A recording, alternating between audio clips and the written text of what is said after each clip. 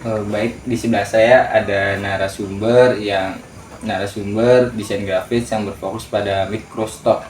Jadi langsung saja Mas, kalau boleh saya tahu apa itu microstock? Microstock itu platform untuk menjual gambar, bisa gambar, video, atau vektor. Jadi microstock itu contohnya itu ada Adobe Stock, ada Shutterstock, ada Freepik yang menerima karya-karya kita untuk dijual dan nanti dibeli oleh pelanggan-pelanggan yang ada di microstock. Terus apakah microstock itu berpengaruh dengan AI? Microstock sekarang terpengaruh, bukan berpengaruh sih, terpengaruh oleh AI. Jadi microstock itu bisa menerima gambar AI yang berlisensi dan memiliki karya yang unik. Terus apa perbedaan antara vektor manual dengan gambar buatan AI? Vektor manual, kalau vektor manual itu jadi nanti pembeli itu bisa mengedit, kalau namanya itu, jadi dia beli dan bisa diatur ulang sesuka yang beli. Tapi kalau AI itu fokus di foto, jadi nggak bisa diapa-apakan lagi. Jadi kalau kalau AI itu udah baku, tapi kalau vektor itu masih fleksibel kayak gitu. Terus skill apa yang penting untuk dapat tetap konsisten pada dunia microstock? Kalau skill berkembang sih mas. Jadi kalau skill itu kita harus tetap berkembang, cari apa yang dibutuhkan, bukan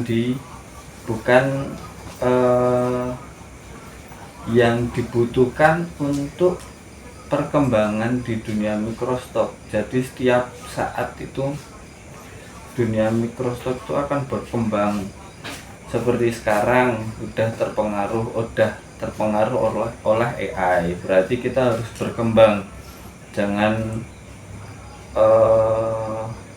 menuruti kemauan kita, tapi kita harus berkembang menghadapi dunia seperti itu. Terus seberapa besar pasar AI pada microstock pada saat ini? Untuk saat ini di dunia microstock ya sangat-sangat besar sih. Jadi kalau AI itu untuk range-nya bisa 1:10 untuk saat ini. Jadi AI itu udah berpengaruh pesat di dunia microstock. Perkembangannya sangat pesat, kan datang itu di tahun 2021 kalau nggak salah. Itu untuk sekarang range-nya masih sangat laku sekali. Iya. Terus jika dibanding dengan pasar vektor manual, mana yang lebih diminati untuk saat ini? Kalau minat AI dan vektor itu punya pasar sendiri-sendiri. AI itu udah punya pasar sendiri, vektor udah punya pasar sendiri. Yang saya katakan tadi, vektor itu bisa dimanfaatkan lebih besar daripada AI. Kalau AI udah baku, tapi kalau vektor masih fleksibel, mau dimanfaatkan di mana aja, seperti poster, banner, ataupun logo itu juga bisa diatur ulang sesuka kita kalau vektor. Jadi punya pasar sendiri-sendiri. Ya. Tapi vektor dan AI itu saling mendukung. Jadi kita punya background itu dari AI dan punya bahan bahan. Jadi kan kalau desain kan ada background, ada yang frontline itu. Jadi bisa dimanfaatkan dua-duanya, saling mendukung lah. Oh, iya. Kalau vektor sama AI itu. Ya, terus apa pengaruh AI untuk produksi gambar di saat microstock, misalnya soal lisensi, originalitas atau kualitas? Jadi kalau AI itu punya bermacam-macam tahap, nggak bisa sekali buat di AI. Umpamanya ChatGPT lah, sekarang kan ChatGPT udah bisa buat gambar, itu nggak bisa dijual di microstock karena lisensinya bukan lisensi untuk komersil. Jadi komersil itu bisa digunakan berbagai macam, jadi bisa digunakan untuk semua orang. Kan kalau yang komersil itu contohnya ada di Midjourney yang berbayar. Kedua itu ada OpenAI kalau nggak salah. OpenAI enggak, Leonardo itu juga berbayar. Jadi kalau buat lisensi mending untuk AI yang berbayar. Ya kayak itu apa namanya, Midjourney sama Leonardo itu contohnya. Itu terus apa tadi, lisensi originalitas itu jadi kita itu buat yang beda dengan orang lain, seperti kata kunci. Seumpama orang lain itu buat kata kunci mobil, kita harus berkembang. Seumpama mobil warna merah atau mobil warna biru, kan udah beda dari yang lain. Kita memiliki ciri khas khusus untuk sebuah gambar itu. Ya, Kualitas. Jadi kalau dari AI itu kita harus tingkatkan kualitas itu. Kalau di dunia microstock namanya upskill itu meningkatkan kualitas gambar. Itu bisa dilakukan 6 kali. Jadi gambar yang dapat dari situs AI itu di kualitasnya dinaikkan 6 kali lipat. Jadi lebih detail, lebih bagus, lebih berkualitas untuk dipasarkan lagi. terus bagaimana menjaga kualitas karya Anda tetap unik di antara tengah-tengah yang berbasis AI ini?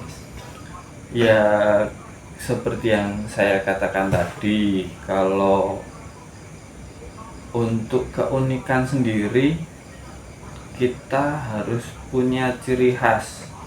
Jadi seumpama orang lain berfokus kayak ya satu mobil, kayak tadi saya katakan dia fokus di mobil tapi tidak spesifik mobil itu warna apa, mobil itu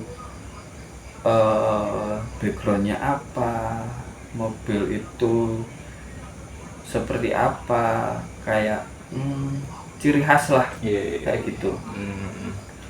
Terus adakah strategi khusus dalam mengoptimalkan metadata seperti judul, keyword, deskripsi untuk karya Anda di fotografer microstock ini? Jadi untuk metadata itu, untuk metadata yang paling bagus itu yang relevan, jadi berkesinambungan.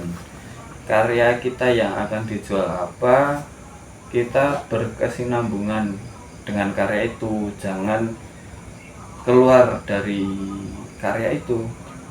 Semisal kayak vektor wajah berarti keywordnya ada vektor, manual, ilustrasi. Wajah itu spesifik, ada hidung, telinga, mulut, kayak gitu. Lanjutnya, untuk pertanyaan selanjutnya, menurut Anda bagaimana masa depan microstock dalam strategi strategi ke depan dengan adanya perkembangan AI seperti sekarang? Untuk perkembangan 5 tahun ke depan, jadi kalau menurut saya ya, Microstock itu bisa punya dua ciri khas masing-masing. Kayak tadi ada dunia AI sendiri, ada dunia vektor sendiri, jadi tetap bisa berkembang bareng lah. Kayak AI sendiri punya ciri khas masing-masing, tetapi banyak pelaku AI yang tidak mengedepankan kayak tadi lisensi, kualitas, originalis itu banyak juga. Menurut saya untuk 5 tahun ke depan perkembangan AI lebih signifikan sih, lebih bisa bersaing lagi. Kayak sekarang ada AI video, AI video itu lebih realistis lagi daripada kita susah-susah video seumpama orang makan. Kan lebih enak pakai AI video, udah kualitasnya lebih jelas, lebih bagus, lebih real lah, sesuai dengan keinginan kita. Kayak gitu. Jadi gini Mas, takut ke depan ada yang pengen belajar tentang microstock gitu, adakah saran gitu Mas buat para yang pengen belajar gitu tentang di dunia microstock?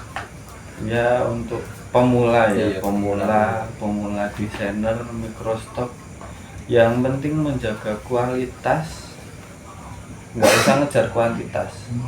Yang penting kita punya ciri khas, kualitas kita baik, punya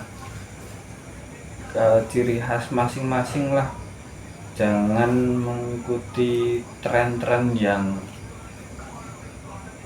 di luar jangkauan kita. Kita harus punya ciri khas masing-masing, punya kualitas. Sedangkan kayak microstock yang lama itu kadang tidak mengedepankan kualitas, jadi dia itu berpacu pada kuantitas, sedangkan kualitasnya itu masih di bawah lah. Yaitu untuk pemula itu harusnya kualitas dulu dijaga, jangan mengejar kuantitas. Sedangkan untuk menjaga kualitas itu susah, jadi ya memang harus dari diri masing-masing. Kalau kualitas itu kayak gitu ya. Mungkin itu aja Mas pertanyaan dari saya. Ya, terima kasih lagi, terima kasih.